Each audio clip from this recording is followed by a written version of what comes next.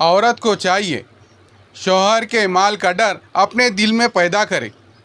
اگر خاوند اس کے اوپر 100 روپے خرچ کر سکتا ہے تو وہ 200 کا بوجھ اس پر نہ ڈالے۔ اگر 500 خرچ کر سکتا ہے تو وہ 700 کا بوجھ اس پر نہ ڈالے۔ عموماً خاوندوں کو یہی شکایت رہتی ہے، ہم سوچ سمجھ کر جتنا بیوی کو بتا دیتے ہیں اتنا تم خرچ کر لینا، وہ اس سے زیادہ ہی خرچ کر لیتی ہے، اور یہ چیز وقت کے ساتھ ساتھ پھر خاوند کے دل میں بوجھ بڑھانے کا سبب بن جاتی ہے، بلکہ اس کے پیسوں کو بچانے کی کوشش کرے، جیسے اپنی چیز کی کوئی فکر کرتا ہے۔ جب عورت کے دل میں خاوند کے مال کا ڈر آئے گا تو خاوند کو اس کے اوپر اعتماد بڑھ جائے گا،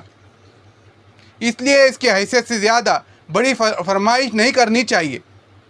بلکہ عورت کی فرمائش خاوند ہی ہونا چاہیے۔ خاوند اگر سفر پہ جا رہا ہے، پوچھے گا میں آپ کے لیے کیا لاؤں،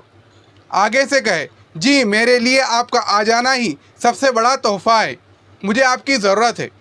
بس آپ ہیں تو میری زندگی کی خوشیاں ہے۔ عورت کو چاہیے کہ وہ ہر حال میں اپنے شوہر کا ساتھ دے، کوئی گھر کا فیصلہ ہو، خاوند کی رائے ہو، کوئی معاملہ ہو، اختلاف رائے ہو، کوئی بندہ کچھ کہہ رہا ہو، خاوند کچھ کہہ رہا ہو،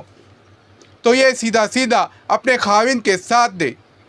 عمر بن عبدالعزیز رحمۃ اللہ علیہ جب امیر المؤمنین بنے تو انہوں نے اپنی بیوی کو بلایا اور کہا تمہارے والد بھی بادشاہ تھے، تمہارے بھائی بھی بادشاہ تھے، اور اب میں تمہارا خاوند وقت کا خلیفہ بنا ہوں،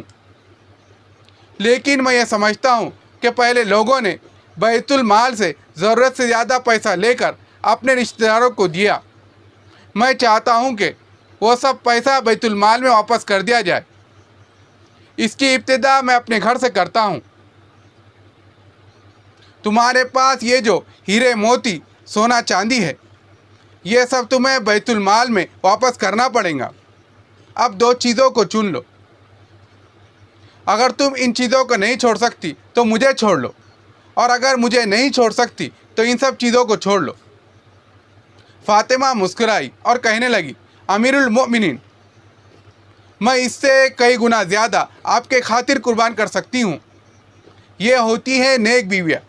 جو اپنے خاوند کے دلوں پر راج کرتی ہے اپنی محبت کی وجہ سے۔ دیکھیں مرد عورت پر حکومت کرتا ہے شرعی درجے کی وجہ سے، مرد عورت پر حکومت کرتا ہے شریعت کے حکم کی وجہ سے،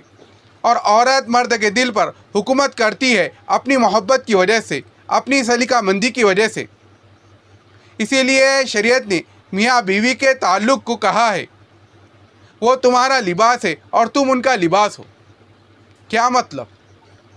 مطلب یہ ہے کہ جس طرح انسان کا لباس اسے گرمی اور سردی سے بچاتا ہے، اسی طرح عورت اپنے خاوند کو پریشانی، آفتوں، مصیبتوں سے بچاتی ہے، اسی طرح خاوند اپنے بیوی کو پریشانی، مصیبت، آفتوں سے بچاتا ہے۔ انسان کے جسم کے سب سے زیادہ قریب اس کا لباس ہوتا ہے، لباس سے زیادہ قریب اور کوئی چیز نہیں ہوتی۔ تو شریعت نے بتا دیا کہ اے خاوند،